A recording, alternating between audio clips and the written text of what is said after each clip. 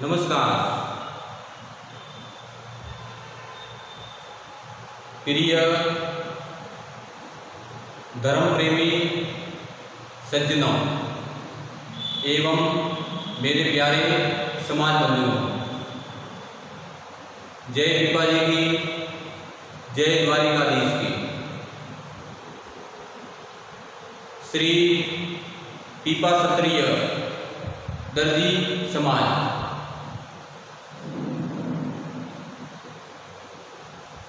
के बारे में जानना जरूरी है।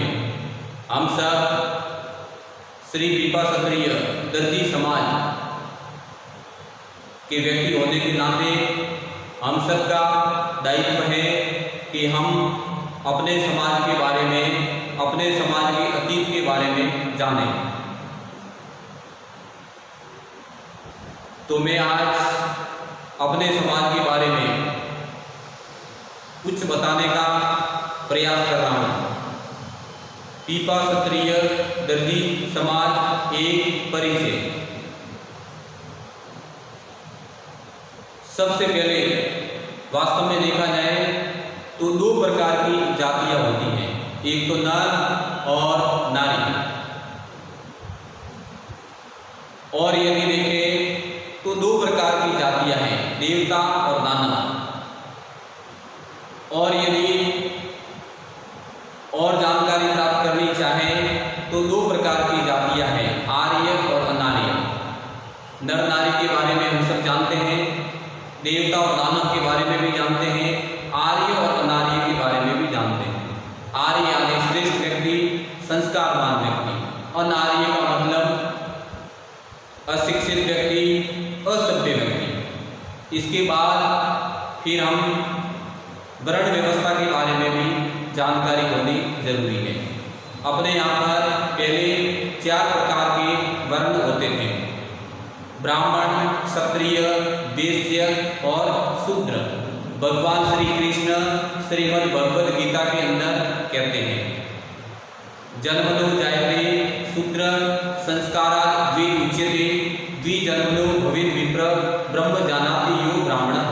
हमारे यहाँ पर वर्ण व्यवस्था कर्म के आधार पर थी, कर्म आधारित थी। जो व्यक्ति जैसा कर्म करता था उसी के आधार पर उसका वर्ण भी बनता था। अब ब्राह्मण के बारे में जानते हैं तो ब्राह्मणों के कर्म क्या होते थे?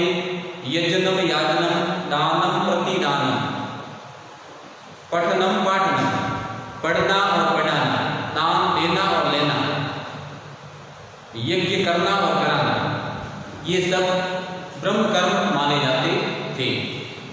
ये ब्राह्मणों के कर्म होते थे। फिर क्षत्रिय, क्षत्रिय की व्युत्पत्ति देखते हैं तो सतात त्रायत इति क्षत्रिय, जो असहाय लोगों की रक्षा करता है, जो गरीब लोगों की रक्षा करता है, जो पतित लोगों की रक्षा करता है, जो निर्बल लोगों की रक्षा करता है, जो सज्जनों की रक्षा करता है, दुष्टों से सज्जनों की रक्षा करने वाला क्षत्रिय होता है। ये कर्म के आधार पर है, यानी जो रक्षा करता है वो क्षत्रिय, क्षतात त्रायत इति क्षत्रिय। फिर वैश्य, कृषि गोरक्ष वाणिज्यम वैश्य कर्म स्वभावजम। कृषि करना, खेती बाड़ी करना, गोरक्षयम गो पालन करना, वाणिज्यम व्यापार करना, यह वैश्य का कर्म माना गया है। फिर शूद्र, सभी प्रकार के वर्णों की व्यवस्था, जो वर्ण है उन वर्ण व्यवस्था के अंदर इन वर्णों की सेवा करना, यह शूद्र का कर्म माना जाता है। अब अपने पीपा क्षत्रिय दर्जी समाज यानी क्षत्रिय शब्द के बारे में मैंने बताने का प्रयास किया। अब पीपा जी के बारे में भी अपने को जानना जरूरी है। क्यों? क्योंकि पीपा जी के हम सब पंथी हैं। आपको ध्यान रहे, आपको जानकारी रहे कि हम सब पीपा पंथी हैं, न कि पीपा वंशी। पीपा जी के पंथ का हमने अनुकरण किया, इसलिए हम सब पीपा पंथी हैं। ये हम सबको जानकारी होनी अति आवश्यक अब पीपा जी के बारे में जानना भी हमें जरूरी है। पीपा जी के बारे में हम सब को जानकारी जरूरी है। पीपा जी गढ़गागरों के महाराजा थे। उनका जन्म 1380 विक्रम संवत के अंदर हुआ था, चैत्र शुक्ल पूर्णिमा को, गढ़गागरों के अंदर। ये गढ़गागरों के महाराजा थे। गढ़गागरों राजस्थान के अंदर झालवाड़ा के अंदर स्थित हैं। इन्होंने युद्ध भूमि के अंदर फिरोज शाह तुगलक को भी युद्ध भूमि में हराया था, ऐसा भी वर्णन प्राप्त होता है। ये प्रतापी शासक थे। उनका नाम प्रतापराव था। उन्होंने अनेक वर्षों तक प्रशासन को संभाला। इसके बाद उस समय यह भक्ति काल का युग था और सब लोग ज्यादातर भक्ति को महत्व देते थे। उसको मध्यकाल भी कहते हैं। यहाँ पर तात्कालिक युग में अनेक प्रकार के आक्रांताओं ने आकर अपने यहाँ पर इस देश में भारतवर्ष में आक्रमण किया, इसलिए अधिकांश लोगों की रुझान भक्ति की तरफ मध्यकालीन समय में हुआ। उस समय तात्कालिक भक्तिकालीन संत जगत गुरु रामानंद आचार्य जी थे। जगत गुरु रामानंद आचार्य वैष्णव धर्म में दीक्षित थे। वैष्णव धर्म के संस्थापक भी माने जाते हैं। जगत गुरु रामानंद आचार्य के दर्शन करके और उनकी रीति नीति से, उनकी शिक्षा से प्रभावित होकर के अपने प्रतापराव जो पीपा जी महाराज थे वो भी उनके शिष्य बन जाते हैं। हम सब जानते हैं जगत गुरु रामानंदाचार्य के कुल 12 शिष्य माने जाते हैं। उसमें कबीर है, धन्ना है, हरिदास है, पीपा है, ये सभी उनके शिष्य थे। इनकी कुल 12 मंडली थी और ये सभी गुरु भाई माने जाते हैं। वैष्णव धर्म के बारे में भी हमें जानकारी होना नितांत आवश्यक है, क्योंकि पीपा जी वैष्णव धर्म का अनुकरण किया, इसलिए हमारा भी यदि धर्म सही अर्थों में देखा जाए तो हमारा वैष्णव धर्म होता है। इसलिए हम वैष्णव धर्मावलंबी हैं। वैष्णव धर्म, वैष्णव यानी विष्णु की सत्ता में विश्वास करने वाला, भगवान विष्णु की सत्ता में विश्वास करने वाला।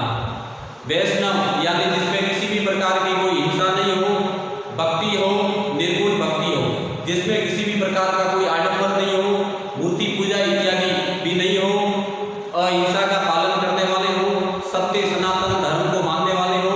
सत्य सनातन धर्म को मानना, अहिंसा का पालन करना, मानवीय मूल्यों की रक्षा करना और कुरीतियां, आडंबर आदि प्रथाओं को दूर करने वाला धर्म माना जाता है। तो पीपा जी महाराज भी उनसे प्रभावित होकर के उनके चेले बन जाते हैं और वो सन्यासी हो जाते हैं। और पीपा जी के कोई संतान नहीं थी। उन्होंने अपने भतीज क्रोधराव को दत्तक पुत्र गोद लेकर के उनका राजपाट करवाया और वो सन्यासी हो गए।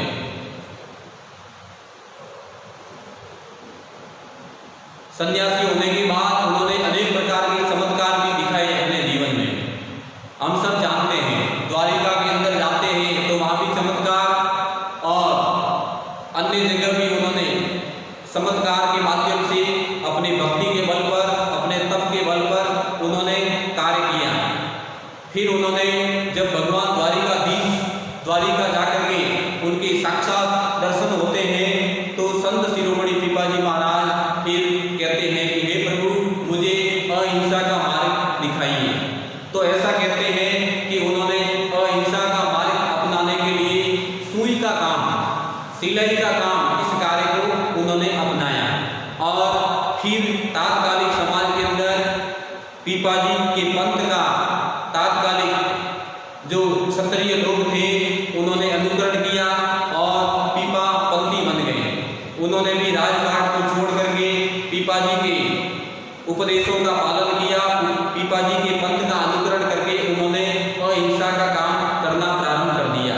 इसलिए फिर ये समाज बंधुओं अपना जो कार्य है वो अहिंसा का है, जिसमें जिसमें कोई किसी भी प्रकार की हिंसा नहीं होती है। अपना समाज प्रतिष्ठित समाज माना जाता है। अपने समाज में अपना समाज विश्वास पात्र भी माना जाता है। अनेक समाज के बंधु अपना विश्वास करते हैं। अपना समाज मिलजुल करके रहने वाला समाज है। अपने समाज का संपर्क गांव के अंदर सभी स्थान पर सभी जाति बिरादरी के लोगों के साथ में होता है और अपना समाज घनिष्ठता के साथ में रहता है। इसलिए धन्यवाद के पात्र संत शिरोमणि पिपाजी महाराज हैं, जिन्होंने अपने को रोजगार दिया, यानी तलवार को छोड़ करके हमने सुई का अनुकरण किया, सुई को अपनाया, सिलाई का काम हमने करना प्रारंभ कर दिया और आज हम व्यवस्थित ढंग से सिलाई करते हुए हम अपना जीवन यापन कर सकते हैं, अपनी उदर पूर्ति कर सकते हैं और अपना जो कार्य है वो सम्मानित भी है, सम्माननीय भी है और इस कार्य का सब लोग अनुकरण करना चाहते हैं। इसलिए प्रिय समाज बंधुओं, अपने जाति पर मैं तो ये कहता हूँ कि सबको गर्व करने की जरूरत है। गर्व से कहें कि हम पीपा क्षत्रिय दर्जी समाज से है, ये गर्व से कहने की आवश्यकता है। आजकल अपने समाज के अनेक मंदिर भी बने हुए हैं। पिपाजी महाराज गढ़गागरोन से थे, तो गढ़गागरोन मैं सबसे निवेदन करता हूँ समाज बंधुओं की जरूर समय मिले तो गढ़गागरोन पधारिए, वहाँ आपका स्वागत है। गढ़गागरोन में मेला भी लगता है और गढ़गागरोन में पिपाजी महाराज की समाधि भी है। राजस्थान सरकार ने भी गढ़गागरोन के अंदर पेनोरमा बनाया है। पेनोरमा का मतलब होता है कि म्यूजियम जिसको कह सकते हैं, संग्रहालय कह सकते हैं। जितने भी संत महात्मा इत्यादि भक्ति कालीन हुए थे उन सबके पेनोरमे बने हुए।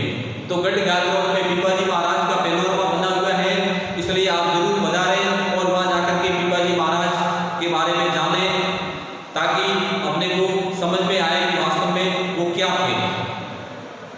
पिपाजी महाराज के उपदेशों का भी अपने जीवन में पालन करें। आजकल क्या है कि हम पिपाजी महाराज को जानते भी हैं, मानते भी हैं, लेकिन पिपाजी महाराज के उपदेशों को जानने और मानने की जरूरत है। पिपाजी को तो जानते हैं, लेकिन पिपाजी को मानते भी हैं, लेकिन पिपाजी के जो उपदेश है, उनकी वाणी के जो उपदेश है, उनको हम नहीं मानते हैं। उनको मानने की नितांत आवश्यकता है। अपने समाज में अनेक प्रकार की आज भी कुरीतियां विद्यमान है। आज भी मदिरापान होता है, मांस भक्षण करने वाले लोग भी मिलते हैं और धूम्रपान करने वाले भी मिलते हैं। तो मैं अपेक्षा करता हूं कि अपने समाज में किसी भी प्रकार का कोई धूम्रपान नहीं करे, मांस भक्षण नहीं करे, मदिरापान भी नहीं करे, क्योंकि पिपाजी महाराज मदिरापान, मांस भक्षण, धूम्रपान के सख्त विरोधी थे। उनके उपदेश इसी से ही ओतप्रोत हैं। इसलिए पिपाजी की जो वाणी है, उस वाणी को जरूर सुनेंगे, समझेंगे, पढ़ेंगे, व्यवहार में लाएंगे और उनके द्वारा दिए हुए उपदेशों का अपने जीवन में पालन करेंगे तो समाज का सुधार होगा और समाज आगे बढ़ेगा। पिपाजी महाराज के जो उपदेश है उनको आगे बढ़ाने की जरूरत है। पिपाजी महाराज ने एक गौरवशाली समाज की स्थापना तो कर दी, लेकिन हम सब लोग अभी मंद गति से आगे बढ़ रहे हैं। इसलिए मैं सभी समाज बंधुओं से अपेक्षा करता हूं कि पिपाजी महाराज के उपदेशों का जीवन में पालन करें और पिपाजी महाराज के उपदेशों का जीवन में पालन करते हुए अपने को श्रेष्ठ व्यक्ति बनाएं, व्यक्तित्व निर्माण करें। अब अपने समाज का प्रसिद्ध जो मंदिर है वह समदड़ी के अंदर विद्यमान है। समदड़ी बाड़मेर जिले के अंदर विद्यमान है। समदड़ी जंक्शन भी है और समदड़ी के अंदर दो मेले भी लगते हैं। एक मेला चैत्र शुक्ल पूर्णिमा को लगता है, जो पीपा जयंती मनाई जाती है। उस समय वरघोड़ा भी होता है, भजन संध्या भी होता है, जुलूस सवारी भी पिपाजी की निकाली जाती है और सब समाज बंधु आते हैं। इस मेले के अंदर अपने समाज के राजस्थान, गुजरात के अलावा अन्य प्रांतों से भी समाज बंधु आकर के इस मेले में बढ़ चढ़ करके भाग लेते हैं और हर्ष और उल्लास के साथ इस मेले को मनाते हैं। यह पीपा जयंती का कार्यक्रम होता है। हजारों की संख्या में समाज बंधु वहां पर उपस्थित होते हैं। एक और कार्यक्रम होता है, वो कार्तिक पूर्णिमा के दिन पिपाजी महाराज का कार्यक्रम होता है। उसमें 56 भोग के द्वारा पिपाजी महाराज को प्रसादी चढ़ाई जाती है। पिपाजी महाराज का श्रृंगार होता है, 56 भोग के साथ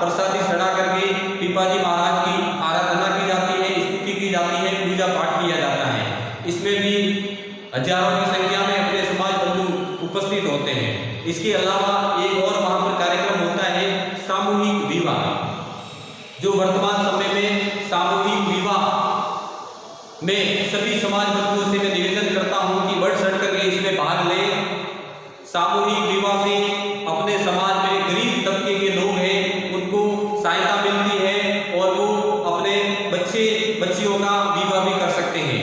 तो इसका मतलब ये नहीं है कि इसमें गरीब लोग ही अपने बच्चे बच्चियों का लड़के लड़कियों का विवाह करते हैं। मैं सबसे निवेदन करता हूँ कि इसमें धनवान लोग धनाढ्य लोग भी इसमें सम्मिलित हो, मध्यम वर्ग के ये भी सम्मिलित हो और ये धनाढ्य वर्ग के लोग मध्यम वर्ग के लोग सम्मिलित होकर के अपने पुत्र और पुत्रियों का विवाह करें, ताकि कुछ लोगों के मन में जो हीन भावना है कि भाई गरीब लोग ही यहाँ पर सामूहिक विवाह में भाग लेते हैं, तो उनके मन में इस प्रकार की भावना है वो दूर हो सके। इसलिए सबसे निवेदन करता हूँ कि इसके अंदर सभी समाज बंधुओं को भाग लेने की आवश्यकता है। यह सामूहिक विवाह का कार्यक्रम होता है, लगभग प्रति वर्ष होता है। इसके अलावा अपने यहाँ पर सुंदा पर्वत जो जसवंतपुरा और रानीवाड़ा के पास जालौर जिले में नीलमाल के आगे विद्यमान है, वहाँ पर अपने समाज का अखिल भारतीय स्तर का पीपा क्षत्रिय दर्जी समाज का धर्मशाला बना हुआ है।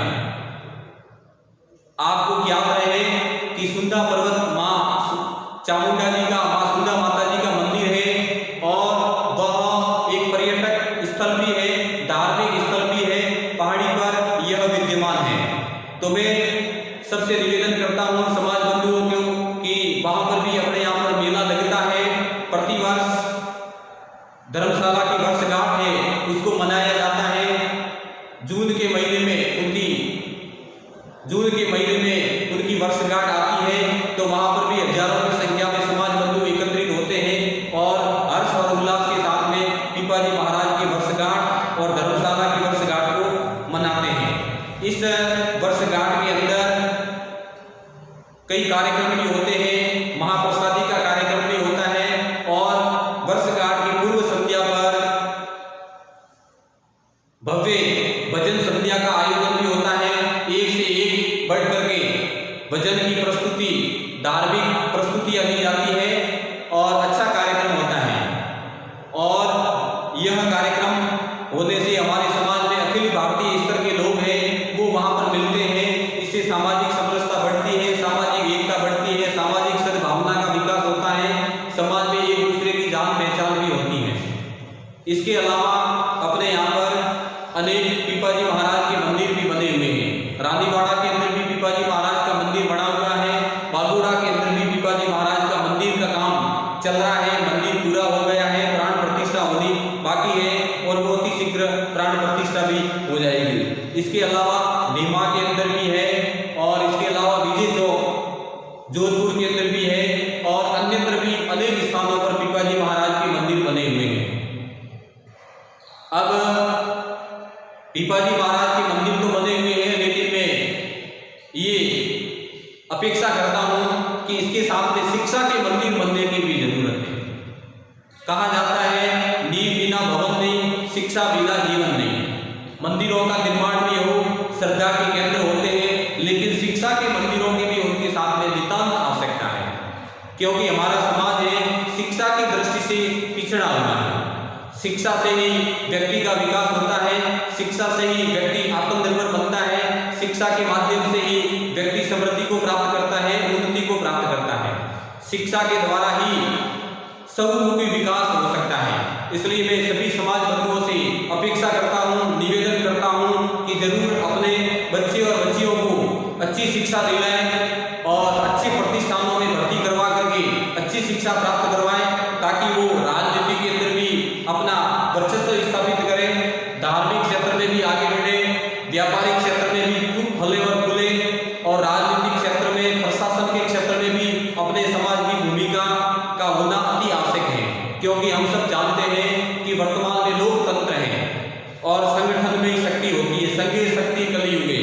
इसलिए शिक्षित समाज ही शिक्षित राष्ट्र का निर्माण कर सकता है। शिक्षित व्यक्ति से शिक्षित समाज बनता है और शिक्षित समाज से शिक्षित राष्ट्र का निर्माण होता है। इसलिए शिक्षा की नितांत आवश्यकता है। शिक्षा के लिए शिक्षा मंदिर होने जरूरी है। तो मैं आपको जानकारी के लिए दिला रहा हूँ कि अपने राजस्थान में सुभाष चौक रातानाडा जोधपुर के अंदर अपने समाज का भव्य छात्रावास बना हुआ है, जिसमें आज की संख्या में लगभग 55 विद्यार्थी अध्ययनरत हैं। पूरे जोधपुर प्रांत से विद्यार्थी वहां पर पढ़ने के लिए आते हैं। तो ये इस प्रकार के छात्रावास है वो सभी जिला स्तर पर और तहसील स्तर पर हो तो समाज के अंदर प्रतिभावान विद्यार्थियों को पढ़ने का अवसर मिलेगा। आपको ज्ञात रहे कि अपने जालौर जिले के अंदर भी छात्रावास का निर्माण हो रहा है, छात्रावास निर्माणाधीन है। और बीरमाल के अंदर भी पीपा क्षत्रिय छात्रावास का निर्माणाधीन है। सब लोग बीरमाल के अंदर छात्रावास का निर्माण में तन मन धन से लगे हुए हैं। विशेषकर युवा संस्थान के कार्यकर्ताओं ने यह बीड़ा उठाया और यह बीड़ा उठा करके उन्होंने तन मन धन से होकर के छात्रावास के अंदर लगे हुए हैं। और अभी इस छात्रावास का शिलान्यास हुए 12 महीने भी नहीं हुए हैं, लेकिन यह काम बहुत ही निरंतर प्रगति पर होने के कारण भूतल का काम भी पूरा हो गया है। प्रथम तल है वो भी बन गया है और अति शीघ्र ही ये छात्रावास निर्माण हो जाएगा, जिसके कारण हमारे समाज के अंदर पढ़ने वाले विद्यार्थियों को संबल प्रदान होगा। मैं आपको जानकारी के लिए दिलाना चाहूंगा कि अपने बीरमाल के अंदर प्रतिभा सम्मान समारोह भी हो रहे हैं। पूर्व में समदड़ी के अंदर भी अपने मंदिर के अंदर भी अपने समाज के प्रतिभावान सम्मान समारोह हुए और रानीवाड़ा के अंदर भी प्रतिभा सम्मान समारोह हुए थे। और मैं निवेदन करता हूं कि वहां अभी अनवरत लगातार प्रतिभा सम्मान समारोह चलते रहे, बंद नहीं पड़े, बंद नहीं हो, मैं अपेक्षा करता हूं। बीरमाल के अंदर 2015 से लेकर के 2019 तक 5 बार प्रतिभा सम्मान समारोह प्रतिवर्ष हुआ है। इन 5 प्रतिभावान सम्मान समारोह के अंदर लगभग 1100 की संख्या में प्रतिभावान विद्यार्थी सम्मानित हुए हैं। और राजकीय सेवा में जो कार्यरत अपने समाज के समाज बंधु हैं वो भी लगभग 200 की संख्या में सम्मानित किए हैं। अपने यहाँ के प्रतिभा सम्मान समारोह की विशेषता यह है कि अखिल भारतीय स्तर के दर्जी समाज के जो पीपा क्षत्रिय दर्जी समाज के प्रतिभावान विद्यार्थी हैं वो इसमें आवेदन कर सकते हैं। हमारे यहाँ पर कोई दायरा नहीं है कि जालौर जिले के या बीरमाल तहसील के सम्मिलित हो, न कोई यहाँ पर पट्टी के लोग सम्मिलित हो, अपितु हमारा ये प्रयास रहता है संगठन का कि अपने समाज के प्रतिभावान विद्यार्थी भले कहीं पर भी रहता हो पूरे भारतवर्ष के अंदर तो इस प्रतिभावान सम्मान समारोह के अंदर सम्मिलित हो सकता है। प्रतिभावान सम्मान समारोह करवाने से हमारी प्रतिभाओं को आगे बढ़ने का संबल मिला है और कई विद्यार्थी हैं जिन्होंने कीर्तिमान भी स्थापित किए हैं। भले शिक्षा के क्षेत्र में, भले खेल के क्षेत्र में आगे बढ़े हैं और उन्होंने अपने परिवार का, अपने समाज का, अपने राष्ट्र का नाम भी बढ़ाया है। प्रतिभावान सम्मान समारोह आयोजित करने से प्रतिभाओं को प्रतिस्पर्धा की भावना जागृत होती है, आगे बढ़ने का उनको अवसर मिलता है, क्योंकि यह एक समाज का मंच होता है और इस मंच पर यदि विद्यार्थी सम्मानित होकर के जाता है तो वो प्रण रहता है कि आगामी कार्यक्रम के अंदर भी मैं सम्मानित हूँ। इसलिए वो तन मन से युक्त होकर के निरंतर अध्ययन करता हुआ, प्रयास करता हुआ अच्छे अंकों से उत्तीर्ण होकर के प्रतिवर्ष सम्मानित हो रहे हैं। इसलिए ये प्रतिभावान सम्मान समारोह सभी जगह आयोजित हो ताकि प्रतिभावान विद्यार्थियों को एक अपने समाज का मंच मिले, सम्मानित होने का अवसर मिले। आजकल अपने समाज के अंदर